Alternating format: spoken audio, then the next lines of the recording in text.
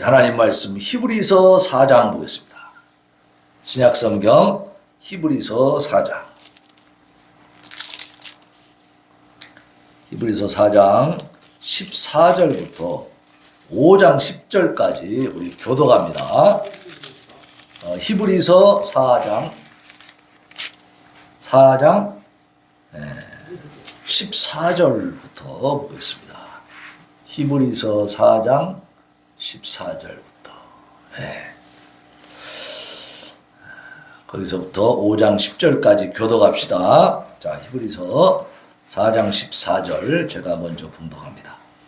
그러므로 우리에게 큰 대제사장이 계시니 승천하시니 곧 하나님의 아들 예수시라. 우리가 믿는 도리를 굳게 잡을지어다.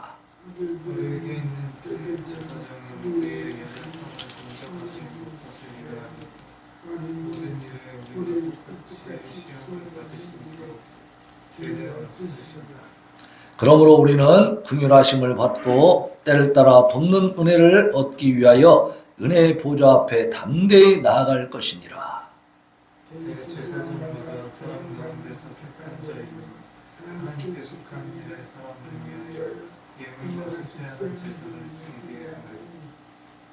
그가 무식하고 미혹된 자를 능히 용납할 수 있는 것은 자기도 연약에 휩싸여 있음이라.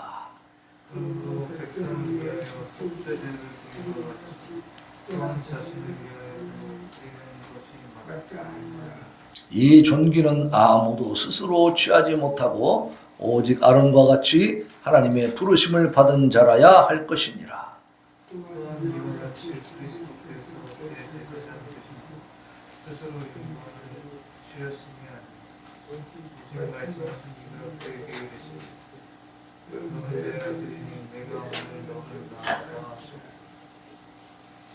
장로님 못 찾았어요? 히브리서 신약성경 뒤쪽에 있어요. 히자 히. 자, 5장 6절 읽습니다. 천천히 찾으세요. 천천히. 히브리서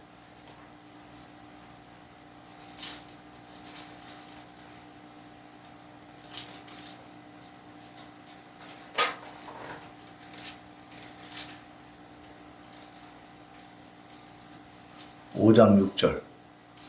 자, 읽습니다. 또한 이와 같이 다른 데서 말씀하시되 내가 영원히 멜기세덱의 반차를 따르는 제사장이라 하셨으니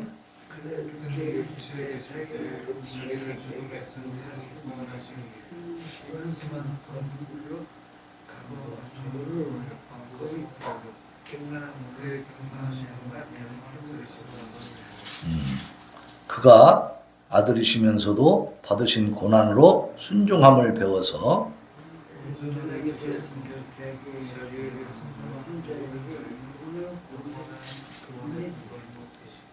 그와 같이 하나님께 멜기세덱의 반차를 따른 대제사장이라 칭하심을 받으셨느니라. 아멘. 아멘. 자, 오늘은 하이델베르크 요리문답 몇 문입니까? 31문. 한번 같이 봅시다. 31문을 펴시고 한 번 더 또 우리 내용을 살펴보는 거예요. 31문. 그를 가리켜 왜 그리스도 즉 기름 부음을 받은 자라 부릅니까? 그분은 성부 하나님으로부터 정하심을 받고 성령으로 기름 부음을 받아 우리의 큰 선지자여 교사가 되사 우리의 구원에 관한 하나님의 은밀한 작정과 뜻을 충만히 계시하셨기 때문이요. 또한 우리의 유일한 대제사장이 되사 그의 몸을 단번에 제물로 드리사 우리를 구속하셨고 우리를 위하여 아버지께 끊임없이 간구하시기 때문이요. 또한 우리의 영원한 왕이 되사 그의 말씀과 성령으로 우리를 다스리시고 우리를 위해 얻으신 구원을 누리도록 우리를 보호하시고 보존하시기 때문입니다. 아멘. 자, 이러한 내용 중에 이제 예수님이 삼중직을 가졌다 그랬잖아요. 네? 삼중직. 삼중직이 뭐죠? 선지자, 제사장, 왕. 이스라엘의 이 구약 시대에 중요한 지도자들 셋이 있었어요. 그들이 누구냐면 선지자, 제사장, 왕이에요. 근데 우리 예수님은 이 세 가지 직분을 다 감당하셨다라는 거예요. 그래서 삼중직, 세 가지 직분을 갖고 계셨다라는 얘기입니다. 그래서 지난주에는 이제 우리가 선지자직에 대해서 배웠어요. 오늘은 제사장직. 예수님은 제사장직을 어떻게 수행하셨는가 하는 겁니다. 자, 이 4장 14절 16절에 보면 큰 대제사장이라고 지금 얘기하고 있어요. 4장에서 보면 예수님을 보세요. 4장 14절 봅시다. 자, 시작. 그러므로 우리에게 큰 대제사장이 계시니. 그렇죠? 큰 대제사장. 그러니까 예수님이 큰 자, 이게 대자가 또 큰 자인데 그 앞에 큰을 또 붙였어. 우리말로 하면 큰 제사장이에요. 그러니까 굉장히 크신 분이라는 얘기예요. 작으신 분이라는 얘기예요. 굉장히 크신 분이다. 굉장히 크신. 근데 그 제사장 되시는 예수님이 왜 큰 대제사장이냐? 승천하신 분이라는 거예요. 승천하시니 그랬죠. 승천. 승천이 뭐예요? 하늘로 올라가는 거지. 네. 자, 그러면 사람이 하늘로 올라갈 수 있어요? 없어요? 없어. 근데 예수님 올라가셨다는 거야. 그래서 어떻게 믿느냐? 어떻게 알았느냐? 바로 성경을 통해서 우리가 알 수 있다. 성경에 기록이 되어 있는 거야. 마가복음 16장 19절에 보니까 주 예수께서 말씀을 마치신 후에 하늘로 올려지사 하나님 우편에 앉으시니라 그랬어요. 성경이 이렇게 말하고 있는 거예요. 또 누가복음 24장 51절에 보니까 축복하실 때에 그들을 떠나 하늘로 올려지시니 그랬어요. 하늘로 올려지시니. 또 사도행전 1장 9절에 보면 이 말씀을 마치시고 그들이 보는데 올려져 가시니 구름이 그를 가리어 보이지 않게 하더라 그랬어요.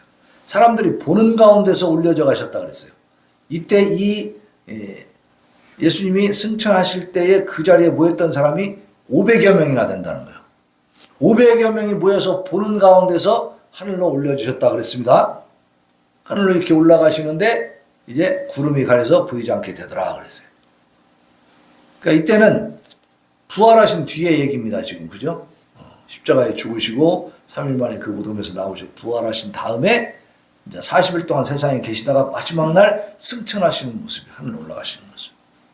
그러니까 예수님이 승천하셨다라고 하는 것은 우리가 좀 만들어낸 이야기입니까? 성경에 나와 있는 기록입니까? 성경에 나와 있는 기록을 보고 예수님이 승천하셨구나. 하나님 우편에 앉아 계시구나. 이걸 아는 겁니다. 그래서 우리가 이 신앙 고백할 때도 사도신경에 그렇게 돼 있는 거예요. 우편에 앉으시다. 거기서부터 이제 저리로서 산자와 죽은 자를 심판하러 오신다. 하나님 우편에 앉으셨다고 그랬죠? 우편에 앉으셨다. 그래서 이 성경을 통해서 우리가 알게 되는 것입니다. 그래서 우리가 이 신앙생활 할 때 전제 조건이 뭐냐면 이 성경이 하나님의 말씀이라고 하는 사실이에요. 만약에 이 성경을 못 믿어, 하나님 말씀으로 못 믿어, 이것이 사실이라고 인정할 수 없다라고 한다면 우리의 신앙이 있을 수 있어요? 없어요? 우리의 신앙은 없어져요. 근거가 없어지기 때문에. 그래서 우리의 전제 조건은 이 66권, 구약 39권, 신약 27권의 이 66권의 성경은 누구의 말씀이다? 하나님의 말씀, 예수님의 말씀. 그리고 이 말씀은 정확무오하다 이렇게 보는 겁니다. 정확하고 오리가 없다 이렇게 인정하는 거예요. 근데 이제 번역을 하다 보면 조금씩 다른 것도 있어요. 또 사본밖에 없기 때문에 우리가 사본에 또 여러 가지 차이점을 비교합니다. 그러나 우리가 고백하는 정확무오한 하나님의 말씀이라고 고백하는 것은 원본이 있을 거 아니야, 그지? 원본. 하나님이 원래 주신 그 원본이 있어. 근데 지금 세상에 드러나지 않고 있습니다. 왜냐하면 그 원본이 드러나면 그것은 우상이 될 수가 있겠죠. 사람들은 그냥 껏뜯으면 절하기를 좋아해. 조금만 뭐가 좀 대단하다 싶으면 거기다 막 절한다고. 그러니까 하나님 우상 섬기는 걸 좋아하셔요, 싫어하셔요? 제일 싫어하시는 거예요, 우상. 그래서 아무 형상도 만들지 말라고 그랬잖아요. 하나님의 예수님의 마리아의 이런 형상들 만드는 건 좋아하세요? 아니에요. 하나님 형상도 만들지 말라고 했어요. 그것은 다 누구를 위한 거예요? 결국은 인간을 위한 거예요. 자기 자신을 위해서 하는 것이지 하나님 위한 것은 아니에요. 하나님은 그런 데 계시지 않는다는 거예요. 어디에 계세요? 우리 심령 가운데 계시고 하나님 나라에 계신 줄로 믿습니다. 그렇기 때문에 그런 우상들을 싫어하시는 거예요. 그러니까 승천하신 이 예수님의 그 승천하신 그 모습은 이제 우리가 성경을 통해서 배울 수가 있고 성경을 통해서 깨닫고 그리고 이 말씀이 하나님의 말씀이라는 사실, 이것이 원본이 없지만은 분명히 사본들이 어디서 왔겠어요? 원본을 베꼈겠지, 그죠?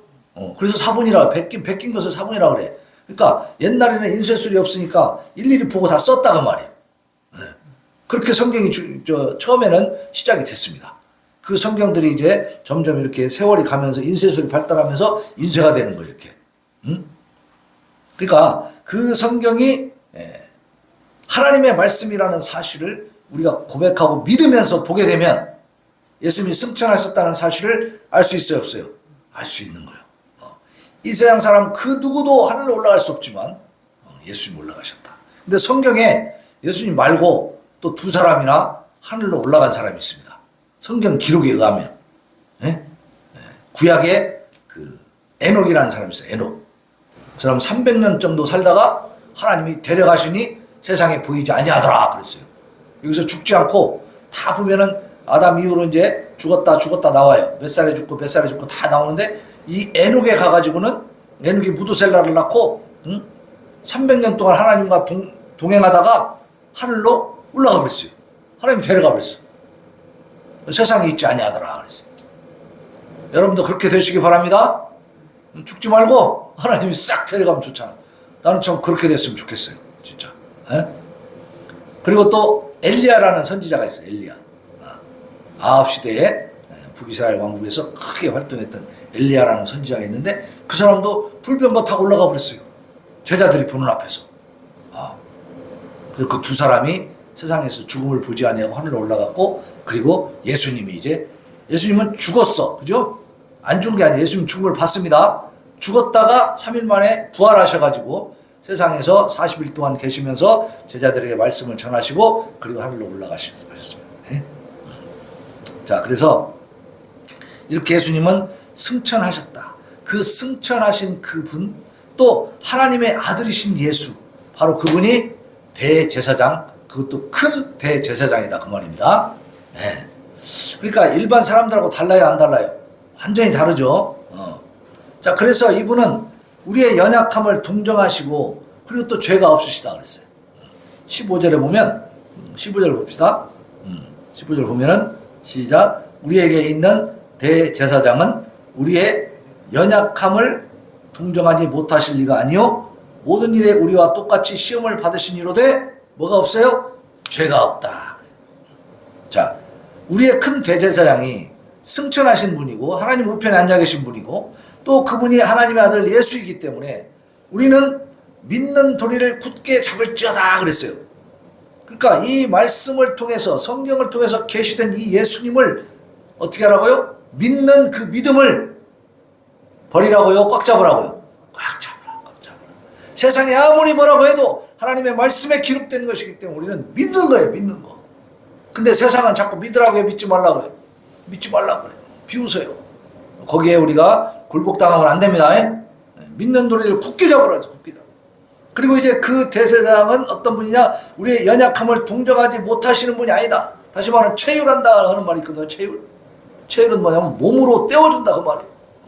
우리의 연약함, 우리의 고통, 우리의 아픔, 우리의 죄가를 예수님이 직접 몸으로 다 해결해 주신다는 거예요. 몸을 바쳐서. 왜 그러냐? 그분도 시험을 받으셨어. 이 세상에서 우리와 똑같은 육신을 가지고 살면서 어려운 그 상황들을 다 경험하셨다고 말이에요. 어려운 상황을 경험하셨기 때문에 우리의 심령을 알까요, 모를까요? 우리의 심령을 잘 아신다는 겁니다. 그러니까 시험을 받으신 그 여러 가지 그 인생의 과정 속에서 아픔을 경험하셨기 때문에 예수님은 우리의 심정을 다 알고 계시고 우리를 얼마든지 이해하시는 분이고 받아줄 수 있는 분이다. 그리고 우리의 고통과 그 아픔을 대신해서 그 고통과 아픔, 상처가 나을 수 있도록 예수님이 대신 짊어지실 수 있는 분이다. 근데 우리는 시험받고 고통받고 고난받는 것이 우리의 죄가 있기 때문이에요. 죄가 하나도 없는데 그래요. 우리는 죄가 있죠. 죄과의 죄과, 죄의 결과에 그게 다. 하지만 예수님은 우리가 똑같이 시험을 받으시고 고통을 받고 어려움을 겪었지만 죄가 있다 없다? 없다고 분명하게 여기에 말씀하고 있어요. 예수님은 죄가 없으신 분이라고 말하고 있으니까 죄가 있는지 없는지 우리가 정확히 알 수 있어요 없어요? 우리가 예수님을 신문하고 예수님 삶을 갖다 다 조사하고 수사해가지고 우리가 알 수 있어요 그렇게? 그 마음속까지 막 들어가고 쳐다볼 수 있어요? 우리는 몰라요. 그런데 어떻게 알 수 있느냐? 말씀에서. 성경이 말씀하고 있잖아요. 그죠? 죄는 없으시니라 분명히 말씀하고 있죠. 그럼 이거를 아니 성경이 있다고 믿어? 나는 못 믿어. 그럼 그게 믿음이 있는 사람이 없는 사람이야? 없는 사람이에요. 이 성경 자체를 하나님의 말씀으로 인정 안 하니까 그 사람 신앙 자체가 그냥 근본이 무너진 거죠. 우리 믿음의 근거는 어디에 있냐면 하나님 말씀에 있는 줄로 믿습니다. 말씀에 있기 때문에 말씀이 말씀하고 있으니까 성경이 말씀하고 있으니까 아 예수님 죄가 없으신 분이구나 인정하시기 바랍니다. 그렇게 받아들이는 거예요. 자 그리고 이제 16절에 보면 은혜의 보좌 앞에 담대히 나아간다 그랬어요. 16절 같이 읽읍시다. 16절 시작. 그러므로 우리는 긍휼하심을 받고 때를 따라 돕는 은혜를 얻기 위하여 은혜의 보좌 앞에 담대히 나아갈 것이니라. 자 우리가 우리의 연약한 그 부분 때문에 자꾸 넘어지고 쓰러지고 죄악에 걸려 넘어지고 또 죄짓고 이렇게 우리는 불순종하고 막 엉뚱한 데로 갔다가 막 이렇게 좌충우돌 한단 말이에요. 그런 우리의 모습을 예수님은 우리의 연약함을 다 경험하셨기 때문에 어때요? 긍휼히 여기신다고 말이에요. 응? 야 저런 놈은 못 쓰겠다 버려버려 갖고 저주어버리는 게 아니고 그렇게 죄악과 싸울 때 자꾸 넘어지고 쓰러지고 자꾸 이렇게 고통스럽게 왔다 갔다 하는 우리의 모습을 보고 예수님은 긍휼히 여기시는 마음, 측은한 마음을 갖고 계신다고 말이에요. 그래서 그 측은히 여기시는, 긍휼히 여기시는 그 마음을 갖고 계신 그 예수님 앞에 우리가 은혜를 구하는 겁니다. 도와주시라고 도움을 구하는 거예요. 그 도움을 얻기 위해서 그 은혜의 보좌 앞에 담대하게 나아간다 그랬어. 담대하게. 그러니까 그 예수 그리스도의 그 십자가 보혈 공로를 의지하고 하나님 앞에 나아가는 거예요. 우리가 여기 와서 예배드리고 기도하고 찬양하고 간구하고 부르짖고 그러면서 우리 마음을 드리는 것은 우리가 담대히 나갈 수 있는 것은 예수님이 십자가에서 죽으셨기 때문에 그때 휘장이 위에서 아래로 찢어졌기 때문에 갈 수 있는 것입니다. 그래서 담대하다고 하는 거예요. 담대하다고. 옛날에 그 구약시대에 성막이 있을 때는 그 지성소에 들어갈 수 있다고 했어요? 없다고 했어요? 절대 못 가는 거야. 하나님 앞에 갈 수가 없어요. 갔다가 죽는 거야. 대제사장도 정말 목욕 제기하고 번제물 드리고 막 그 모든 그 회개의 제사를 다 드린 다음에 정결하게 한 다음에 들어갔어요. 거기에. 그래서 방울소리 나게끔 방울을 달고 들어갔다고 했잖아요. 왜냐하면 그 안에 들어가서 살아있는 죽었는데 밖에 있는 사람들이 알아야 될 거 아니에요. 아무도 들러 들어갈 수가 없는데. 근데 대제사장도 거기 들어가지만 무조건 사는 게 아니고 죄를 회개하지 않은 게 있으면 죽어버려 거기서. 그렇게 하나님이 무서운 분이었다 이 말이에요. 죄를 용납하지 않는다는 거죠. 근데 오늘 여기 말씀해 보니까 그 은혜의 보좌 앞에 우리가 담대히 나아간다는 담대. 왜? 예수님이 계시기 때문에. 예수님이 오셔서 우리의 죄값을 다 치러주시고 죄 문제를 해결하셨기 때문에. 그래서 휘장이 찢어져 버렸기 때문에 이제는 우리가 그 지성소로 들어가는 겁니다. 하나님을 부르는 거예요. 그래서 아까 아버지라고 그랬죠. 하나님을 옛날에 구약시대에 하나님 아버지라고 하면요 당장 잡아서 그냥 돌 던져 죽여버립니다. 그건 신성모독이야. 감히 하나님을 아버지라고 그랬지가? 그래 예수님도 그렇게 또 사람들한테 말하자면 정죄를 받았어요. 그 신성모독죄라고. 대제사장이 그 당시에 막 그랬거든. 네가 하나님 아들이냐? 네가 말한 대로다. 딱 그러니까 그냥 야 더 이상 말할 게 없다. 이 신성모독하는 걸 봐라. 막 그랬다가. 그 당시에는요 하나님의 아들이라는 게 있을 수가 없는 일이야. 그렇게 하나님 무섭게 알고 있었어요. 우리가 전혀 다른 존재로. 그런데 예수님이 오셔서 그 죄악의 담을 헐어주셨기 때문에 그 문제를 해결해 줬기 때문에 우리는 이제 하나님을 아버지라고 부르는 거야. 친구라고. 예수님은 친구다. 아니 감히 하나님을 신을 친구라 그래. 근데 지금은 어때요? 친구라고 할 수 있어. 예수님 친구가 되어주신다고 했기 때문에. 우리 지금 이 신약시대에 우리 사는 사람들이 정말 복이에요? 화예요? 복이지. 옛날 구약시대 같았으면 이렇게 오지를 못해. 양이나 염소나 비둘기나 잡아와야 돼. 그래서 내 죄를 다 거기다 전가시키고 그것을 다 각을 떠가지고 불태워서 다 번제로 드리고 이렇게 해야 하나님 예배를 받으셨단 말이에요. 지금은 이렇게 그냥 웬입으로 나오잖아. 내 마음만 가지고 나오는 거야. 감사하시기 바랍니다. 이게 다 누구 덕분이라고요? 예수님의 십자가 사건 덕분입니다. 그렇지 않았으면 우리는 지금도 양이나 염소를 끌고 와야 돼. 지금 그 유대인들은요, 양이나 염소 지금 목축업을 안 하니까 그거 하려면 얼마나 힘들겠어. 그러니까 요즘은 닭을 잡아서 드린대요.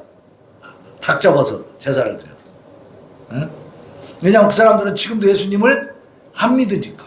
이스라엘 사람들 지금도 안 믿어. 안 믿는 사람이 대부분인 거예요. 그들이 돌아오게 될 줄로 믿습니다. 때가 되면 싹 돌아오냐. 아, 예수님이 진짜 메시아였구나. 아까 우리 저희가 메시아라고 했잖아.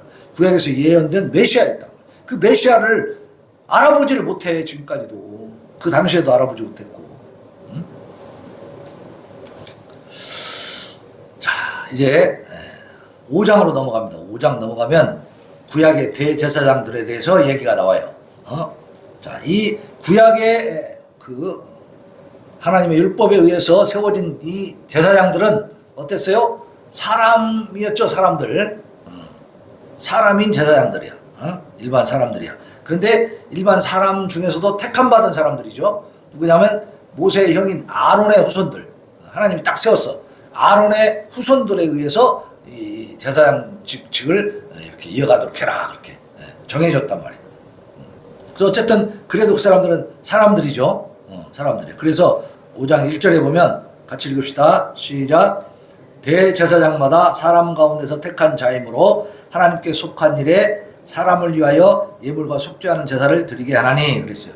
그러니까 이 구약시대는 하나님 앞에 나와서 예배를 드리려면 반드시 짐승을 잡아 죽여야 돼. 왜냐하면 죄값은, 죄삭은 뭐라고 했어요? 사망이야. 죽어야 되는 거예요. 그러니까 내가 죽는 대신에 짐승을 죽이는 거예요. 내 죄를 짐승의 머리에 손을 안수하면서 전가를 시켜. 죄를 전가시켜서 그 이제 짐승이 내 대신 죽는 거지. 이러한 제사를 계속 드리게 했는데 예배 드리려면 그걸 해야 되는데 그걸 주관하는 사람이 있어야 될 거 아니야. 그죠? 그게 누구야? 제사장. 제사장 중에도 이제 대제사장이 해마다 돌아가면서 한 사람씩 이제 이렇게 선정이 됩니다. 이 사람은 무슨 일을 하냐면 1년에 한 번씩 어디를 들어간다고 했어요? 지성소 들어가는 거. 그 일을 하는 거죠. 그래서 이 사람들은, 이 제사장들은 뭘 해요? 예물과 속죄하는 제사를 드리게 하는 그 일을 주관을 했습니다. 그래서 이제 개인적으로 이제 속죄하는 제사를 드릴 때는 양을 갖고 와가지고 이제 제사장 앞에서 그 앞에 손을 놓고 자기가 기도를 합니다. 회개 기도를 하고 그 죄를 다 전가시킨 다음에 그 양을 가져간 사람이 직접 잡아요. 직접 잡아서 이제 각을 뜨고 딱 해서 주면 제사장이 그걸 갖다가 제단 위에 올리는 거야. 올려서 그 불을 떼어가지고 번제로 이제 하나님 앞에 올리는 이 일을 하는 거죠. 이 모든 과정들을 제사장이 관할을 하는 거예요. 그가 무식하고 미혹된 자를 능히 용납할 수 있는 것은 자기도 연약에 휩싸여 있습니다. 우리 예수님도 연약한 것을 다 경험하시고 가지고 있었기 때문에 무식하고 미혹되는 자들을 용납하시고 받아주시고 그런 거죠. 자, 그리고 이제 백성을 위해서 속죄제를 드린 것과 같이 자신을 위해서도 드리는 것이 마땅하다 해서. 그러니까 일반 그 사람인 아론의 후손이 이 제사장들은 사람이기 때문에 자기 죄도 있을까요? 없을까요? 자기 죄도 있어요. 그러니까 어떻게 해야 돼? 자기를 위한 속죄제도 드려야 돼. 백성들 것도 드려주지. 대신 이렇게 가서 이제 각을 떠서 가져오면은 이렇게 올려주고 태워주고 해서 이제 하나님 앞에 드리지만 그걸 하기 전에 뭐부터 해야 돼? 자기 거부터 해야 돼. 자기 거. 근데 예수님은 그걸 할 필요가 있어요? 없어요? 없어. 왜? 죄가 없으시니까. 그래서 이 존귀는 아무도 스스로 취하지 못한다 했어요.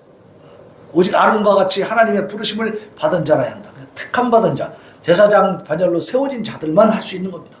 제사장 역할을 아무나 함부로 하면 안 돼. 근데 사울이 그 제사 역할을 한번 한 적이 있어요. 사울 왕이. 예. 그 사무엘 선지자가 오는 시간이 좀 늦어지니까 자기가 하나님 앞에 번제를 드려버렸어. 그래가지고 사무엘 선지자가 엄청 저주를 해버렸습니다. 당신은 이제 왕이 되지 못한다. 끝났다. 새로운 왕이 들어설 것이다. 진짜 그 예언대로 사울의 그 후손들은 결국 아들들하고 같이 전쟁터에서 다 죽어버리고 다윗이 전혀 다른 가문의 다윗이 왕이 되잖아요. 하나님은요 아주 정확하신 분입니다. 그래서 우리가 하나님을 만홀히 여기면 안 돼요. 가볍게 여기면 안 돼요. 우리 신앙생활하면서 무서워 벌벌 떨어라는 얘기가 아니라 하나님이 늘 불꽃 같은 눈동자로 우리를 지켜보고 계시고 악한 자들을 반드시 심판하신다는 사실을 믿으면서 용기와 힘을 갖고 사시기를 바랍니다. 그래서 이 아론을 통해서 나온 그 제사장들을 하나님이 세웠기 때문에 아무나 할 수 있는 게 아니야. 하나님의 부르심을 받은 자만 할 수 있는 것이다. 자, 그리고 이제 그러면 예수 그리스도의 대제사장직은 어떠하냐? 5절 6절에 나옵니다. 하나님의 공인으로 대제사장이 되셨다는 사실을 지금 얘기해 주고 있어. 자, 5절부터 한번 봅시다. 5절 시작. 또한 이와 같이 그리스도께서 대제사장 되심도 스스로 영광을 취하심이 아니요 오직 말씀하신 이가 그에게 이르시되 너는 내 아들이니 내가 오늘 너를 낳았다 하셨고 또한 이와 같이 다른 데서 말씀하시되 내가 영원히 멜기세덱의 반차를 따르는 제사장이라 하셨으니 그렇죠. 그러니까 예수님에 대해서 하나님이 말씀해 주시는 거예요. 내가 오늘 너를 낳았다. 너는 내 아들이다. 인정해 주셨고 공식적으로 또 내가 영원히 네가 영원히 멜기세덱의 반차를 따르는 제사장이라 그랬어요. 자, 여기서 왜 이 멜기세덱이라는 사람이 나오냐면 보세요. 제사장은 아론의 후손으로 된다고 그랬죠? 근데 예수님은 아론의 후손이 아닙니다. 아론은 레위 지파고 예수님은 유다 지파야. 그러니까 지파가 달라요. 그러니까 아론의 후손으로 와야 이게 제사장 역할을 할 수 있는데 예수님은 아론의 후손이 아닌데 제사장이라고 얘기하고 있단 말이에요. 그럼 예수님 도대체 어떤 제사장이냐? 어떤 말하자면 계보가 있는 것이냐? 아무나 제사장 못 한다겠죠? 유다 지파 사람이 갑자기 내가 제사장 할래 한다고 되는 게 아니라 이 말이에요. 어떻게 제사장이 됐을까? 바로 하나님이 멜기세덱의 반차를 따라 멜기세덱을 이은 제사장이다 라고 그 계보에 있다라고 말씀해 주신 거예요. 그럼 멜기세덱이 누군가를 알아야겠죠? 멜기세덱은 이 아론이나 모세가 있기도 훨씬 전에 거의 한 1000년 전에 아브라함이라는 사람이 있어요. 아브라함 알죠? 들어봤죠? 그 아브라함이 전쟁을 했습니다. 왜 전쟁을 했냐면 그 롯이라고 하는 조카가 그 소돔 고모라 지역에서 살고 있었어요. 그런데 저 아람 지역에 있는 왕들이 그 지역을 점령해 가지고 롯과 그 가족과 막 그 재산 또 종들을 다 잡아가 버렸어. 그 소식을 아브라함이 듣고 집에서 훈련시키던 318명의 군사들을 이끌고 그 아람 왕들을 있는 지역으로 막 쫓아가 가지고 그들을 다 무찔러 버리고 이 롯과 그 가족들 그리고 그 재산들을 다 찾아옵니다. 그래서 이제 승전하고 돌아오는 거예요. 돌아오는 그 과정에 이제 이쪽에 소돔 왕이나 이런 사람들이 고맙잖아, 그죠? 자기 나라가 지금 침략 당해가지고 롯만 잡아간 게 아니거든. 그 소돔 지역에 있는 많은 사람들 막 재산, 가축 이런 거, 그냥 뭐 부인들 다 잡아갔단 말이야. 그럼 이제 자기들은 힘이 없으니까 당한 거 아니에요. 근데 롯 때문에, 롯이 거기 살고 있었기 롯까지 잡혀왔기 때문에 아브라함이 저쪽 위에 가나안 지역에 살고 있던 아브라함이 롯을 구하기 위해서 쫓아가가지고 그 소돔 지역에 있는 그 살던 사람들까지도 다 구해내 갖고 왔어, 그냥. 전쟁에 이겼으니까 다 가져올 수 있겠죠. 다 데려와 버렸어. 그러니까 소돔 왕이 생각할 때 고마워 안 고마워? 고맙지. 그러니까 나와서 이제 영접하고 막 감사하다 인사를 했단 말이에요. 여러 가지 막 물품을 가지고. 근데 그때 누가 나오냐면 멜기세덱이라는 사람이 나옵니다. 거기서 살렘 왕 멜기세덱이 나타나요.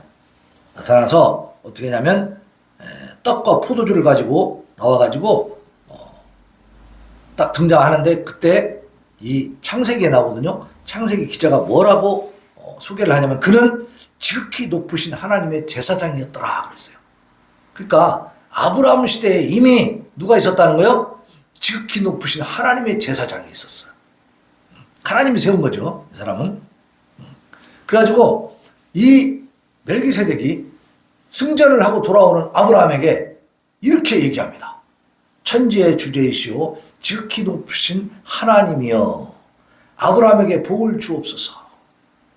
너희 대적을 내 손에 붙이신 지극히 높으신 하나님을 찬송할지로다. 이렇게 하면서 아브라함을 축복을 합니다. 그러니까 아브라함이 그 축복을 받고 그 멜기세덱 왕에게 무엇을 했냐면 11조를 바칩니다. 11조가 여기서부터 시작됐어. 그리고 나서 성경을 보면 멜기세덱의 후손이 계속 제사장을 이어갔다는 것은 안 나옵니다. 그랬다가 1000년 정도 지난 다음에 모세 시대에 와가지고 모세 형 아론을 통해서 출애굽시켜가지고 이제 그때 다시 그 제사장이 이제 세워집니다. 그러니까 예수님 보고 당신은 아론의 후손이 아니잖아, 레위지파 아니잖아 라고 말할 수 없는 게 뭐냐면 멜기세덱의 반차를 따른 멜기세덱의 그 제사장직을 이어받은 것이다 라고 하나님이 말씀해 주시니까 할 말이 있어 없어? 없지. 네? 그러니까 어떤 지파의 문제가 아니에요. 왜냐하면 모세 아론이 태어나기도 전에 몇백 년, 한 1000여 년 전에 이미 아브라함 때 제사장이 있었단 말이에요. 그 멜기세덱 제사장의 그 계보를 이었다고 하는데 지파가 문제가 아니지. 그죠? 그렇게 예수님은 대제사장직을 하나님으로부터 이렇게 위임받은 것입니다. 임명받은 거예요. 그래서 이제 그 문제 해결됐죠. 유다 지파인데 레위 지파 아니잖아 이 말은 할 수가 없는 거야. 멜기세덱의 반차를 따르기 때문에. 그 다음에 예수님의 대제사장직을 이제 그 직분을 수행한 내용들 한번 봅니다.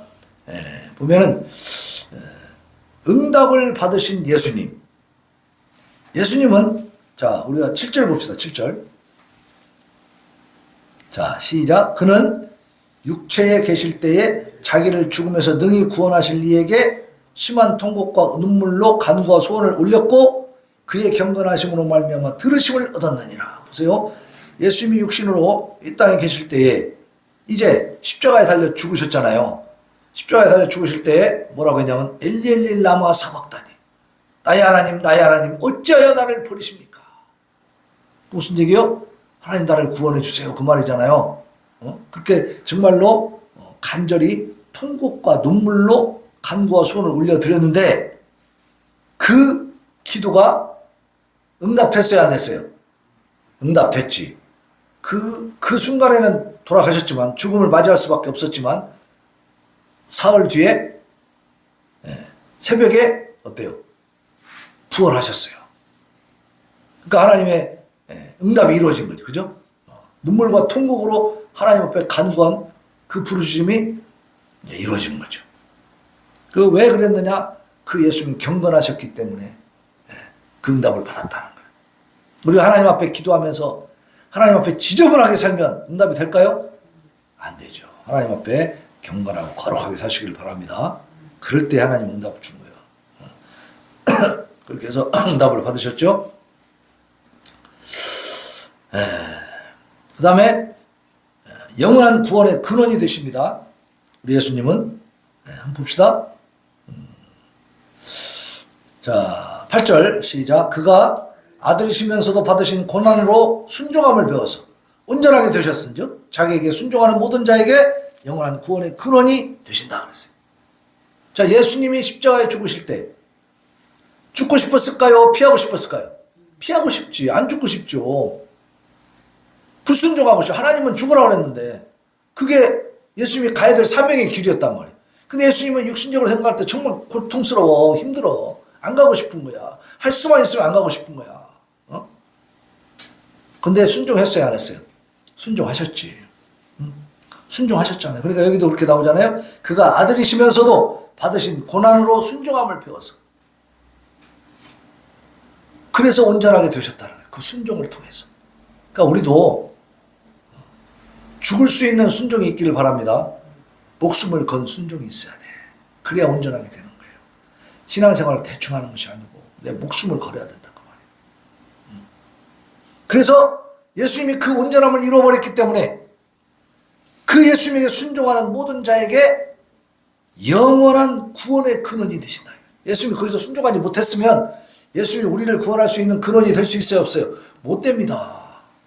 예수님이 순종 안 해버렸으면 우리의 그 구원의 길이 이제 또 없어, 이제 없는 거야. 이제 하나님과 막 일대로 해야 되는데 얼마나 힘들겠어요. 그 무서운 하나님하고, 어미하신 하나님, 거룩하지 못한 죄를 요만큼도 용납하지 못하신 하나님, 우리가 감히 어떻게 찾아갈 수 있냐고. 못하죠. 근데 예수님이 그 고난과 고통과 수치와 모욕을 다 당하시고 십자가에서 다 이루셨기 때문에, 그 순종으로 완전하게 그걸 이루셨기 때문에, 그 순종함을 배운 그 예수님이 온전하게 되셨기 때문에 그 예수님에게 순종하는 우리에게 구원을 줄 수 있는 구원의 근원이 되셨다 그 말이에요. 그러니까 우리의 근원은, 우리의 구원의 근원은 어디에 있어요? 구원의 근거는 예수님 십자가에 있는 겁니다. 근데 다른 데서도 구원을 받을 수 있다 그래. 말이 돼요? 그럼 당신의 신이 나를 위해서 죽어줬나? 그렇게 된 신이 있어 없어? 다른 종교에? 내 죄를 대신 짊어지고 죽어준 신이 있어요? 없어. 다른 신들은 다 군림하고 있지. 사람을 위해서 죽는 거 없어요. 절대 안 죽지. 왜 죽냐 그러지 신이. 근데 우리 예수님은 우리의 죄값을 치러주시기 위해서 이 땅에서 비천한 모습으로 오셔가지고 가장 낮아지셔서 그래서 죄값을 치러주시면서 십자가에서 물과 피를 다 흘려주신 줄로 믿습니다. 예. 자, 놀라운 사실이죠. 이런 일은 예수님에게밖에 없는 겁니다. 그래서 구원의 길은 오직 예수님이다라고 말하는 거야. 함부로 막 니네만 구원받냐 그렇게 말할 수 있겠어요? 뭣도 모르고 까부는 거야 진짜. 그럼 니네 신도 죽으라고 해봐 그래봐. 그럼 죽이라고 하겠어? 큰일 나지.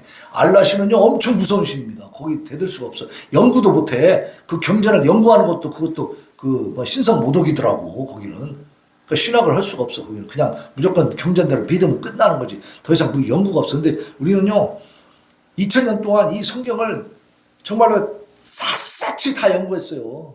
막 그러니까 히브리어로 막 헬라어로 막 다 연구하고 앞뒤 다 맞춰보고 막 그래서 결국 하나님 말씀이랑 결론이 난 겁니다.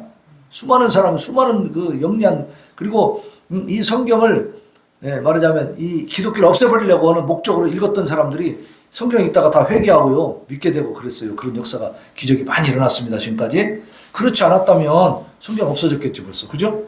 강력한 세력들이 얼마나 있잖아.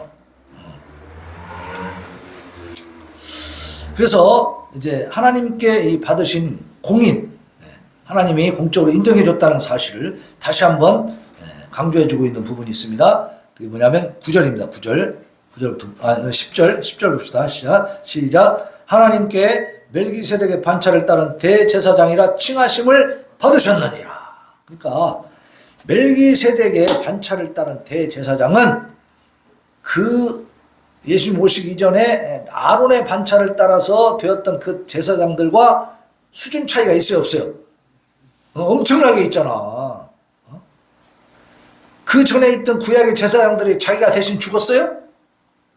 김동재 집사가 가서 나 죄를 많이 지었어요. 그러니까 그래 그럼 내 머리 안수해라. 그리고 내가 죽을게. 그리고 죽었어요? 그런 제사장은 없어요. 자기 몸을 드린 제사장은 없어. 그죠? 근데 예수님 어때요? 자기가 직접 희생 제물이 되어주셨잖아요. 화목 제물이 되어주셨어. 예수님이 죽으셨다고 말이에요. 죄의 값은 사망인데 그 사형을 예수님이 당하셨다는 거예요. 그러니까 어때요? 멜기세덱의 반차를 따르는 이 대제사장은 특별해요. 보통에 아주 특별한 분이죠. 아주 특별한. 그리고 그분은 죄가 없다 그랬잖아. 그러니까 대제사장이 구약에 혹시 어떤 제사장이 정말로 내가 희생하는 마음으로 이창호 장로의 죄를 대신해서 내가 죽을게 하고 죽었다 하더라도 이창호 장로의 죄가 다 해결될 수 있어요 없어요? 없어요. 왜? 이 사람은 자기 죄가 있기 때문에 한계가 있는 거지. 하지만 예수님은 죄가 없으신 분이기 때문에 그 목숨값이 엄청나게 비싼 겁니다. 예? 전 인류를 다 구할 수 있는 가치가 있다 그 말이에요. 죄가 하나도 없으신 사람이 세상에 있을까요, 없을까요? 있었을까요? 지금 있을까요? 앞으로 있을 수 있나요? 없어요. 오직 예수 그리스도 한 분뿐인 것을 믿으시기 바랍니다. 그렇기 때문에 그분의 죽음이 소중한 겁니다. 그만큼 가치가 있는 거예요. 그래서 멜기세덱의 반차를 따른 이 대제사장 예수님은 그 누구도 흉내낼 수 없는 제사장 직분을 감당하신 겁니다. 예. 자, 하나님과 우리 사이에 유일한 중보자로서 대제사장의 직분을 수행하신 분이 예수님이고, 또 그 몸을 육신을 제물로 드림으로써 우리의 구원의 근거가 되어주신 분이 예수님입니다. 지금도 하나님 보좌 우편에서 어떻게 해요? 우리를 위해서 기도하시는 분이 예수님이에요. 우리는 그분에게 감사하면서 그분의 뜻을 따라서 예수 그리스도를 증거하면서 전하면서 거룩한 길로 나아가시기를 예수님의 이름으로 축원합니다. 아멘. 네, 우리 찬양하면서 하나님 앞에 다짐의 기도, 우리 그냥 통성 기도 쭉 올립시다. 하나님, 우리가 예수 그리스도가 누구신가? 참으로 대제사장